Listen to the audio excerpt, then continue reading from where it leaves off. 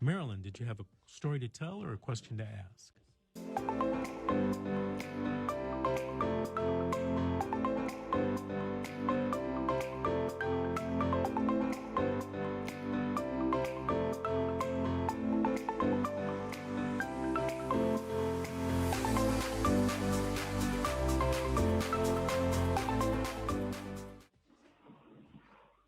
Oh, not Marilyn.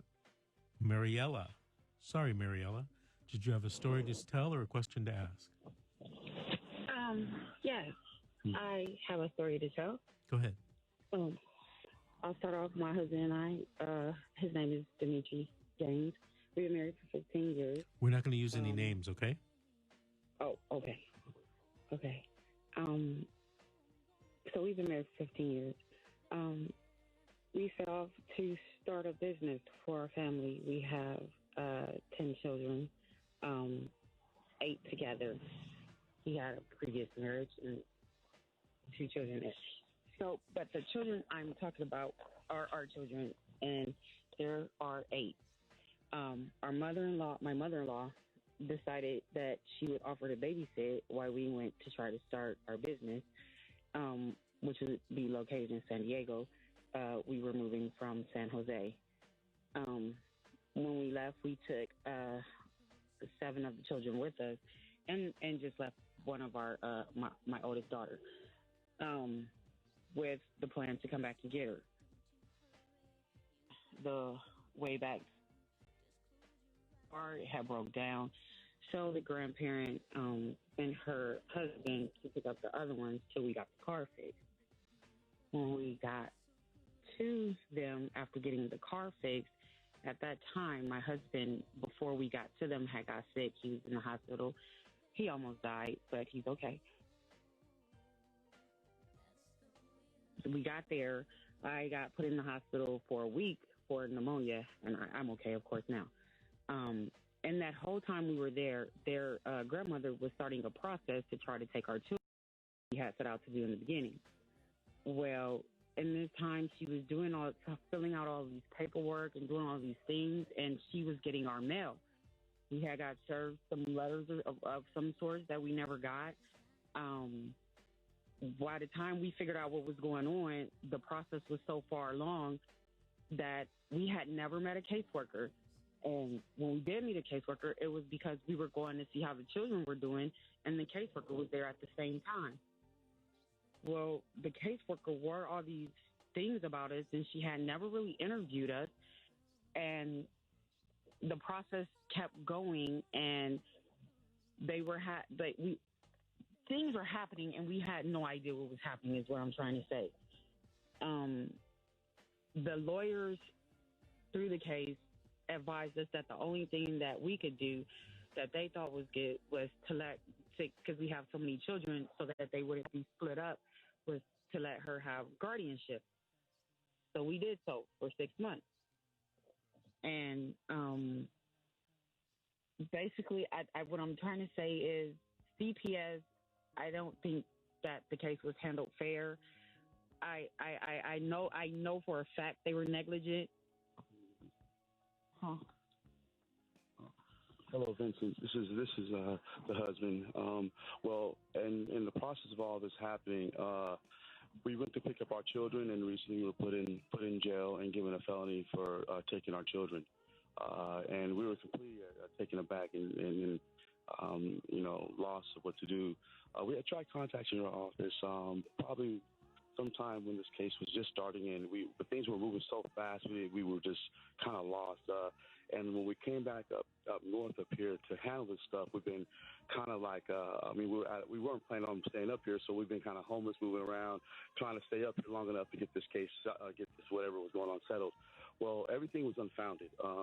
What happened was my mother had taken and trumped up some negligent charges and a bunch of negligent stuff. She was telling us that everything was okay. She was just taking care of the children, but then at the same time, she was coaching the children and telling them certain things. And all this was really for money, for Social Security monies or monies that she's trying to. I think she's currently getting a lot of money.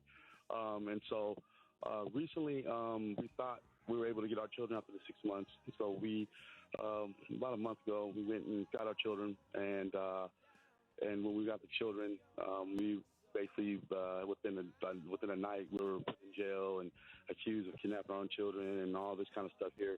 So they're back with the grandmother, and we're stuck. We're trying to figure out what to do, where to go from here, and how we can go about getting our children legally.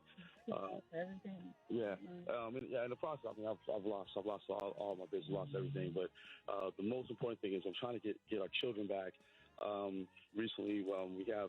Well, wait a minute. Hold on a second. All of this was done to you by your mother? Yes, it was. Okay, so yeah. obviously there's some issues going on there that you're going to have to address.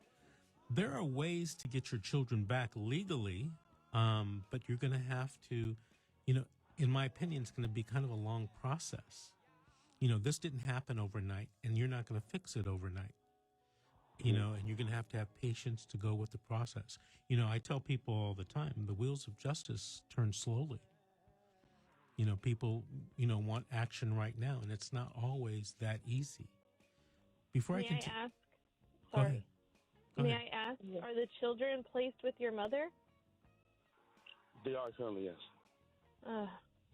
So it sounds so familiar. So I apologize. Cynthia had a case where, her mother was trying to steal her kids from her in a similar situation. So, where the grandmother, stabs you in the back, these are difficult cases because she's the grandmother. She has influence with the children. She might be able to persuade some of your children to say, certain things that may or may not be true. So, what I want you to do is I want you to give me a call tomorrow and we'll talk more off the air about your case in depth. And maybe I can give you some advice about what to do next, okay? Because, now you got this criminal case hanging over your head. Yes. Right. Okay. So you're going to have to deal with that, and that's going to affect how fast, or if at all, you can get your children back, okay? Okay. Hey, Vince. Mm-hmm. Vince, are they allowed, so this is something I wish I was able to do, are they allowed to request a psych evaluation on the grandmother or no? That's an interesting question. Theoretically, if they follow what I'm going to lay out for them, they could ask that. And, they could ask for a psychological evaluation of the grandmother and all of the children individually to find out exactly what's going on. Okay. I tell people this all the time. Half of the work to win a case is done outside the courtroom. All right. And it sounds like this is one of those cases. All right. So give me a call, 888-888-6582. Okay. And I'm going to say the number again from my producer, 888-888-6582. Okay. Okay. Okay, Thank you so much, Vincent. call me tomorrow, and we'll get some in depth into what's going on here. Because, I'm not going to say I haven't heard of this before, because I have many times, and sometimes these grandmothers and other relatives do things that are not cool, not honest, and they have a significant impact on these juvenile cases and what happens to children and their parents. Okay, so give me a call. Especially if they have money involved. Yeah. If your mother is taking these kids in as foster parents, unfortunately, or whatever, she's getting a lot of money. Yes. And that's going to come into play as well. Is she going to lose the thousands of dollars she's getting every month because you want your children back? Well, and also the other thing is that they had mentioned that they're homeless. So at the moment. So I went through that as well, and it looks, to the courthouse, oh, well, the grandmother is able to provide a more stable environment for the children. This is what they think about. This is the things that they said to me. You can't provide their wants. And I'm like, all they need is needs, but to the judge, they want the children to have whatever, I guess, instead of being happy with the parents, Okay, Mariella, I'll expect your call tomorrow. All righty. I think we might have to take another break right now, Cynthia. This is The Secret, How to Fight CPS and Win. We'll be back with more calls, more questions, and more stories.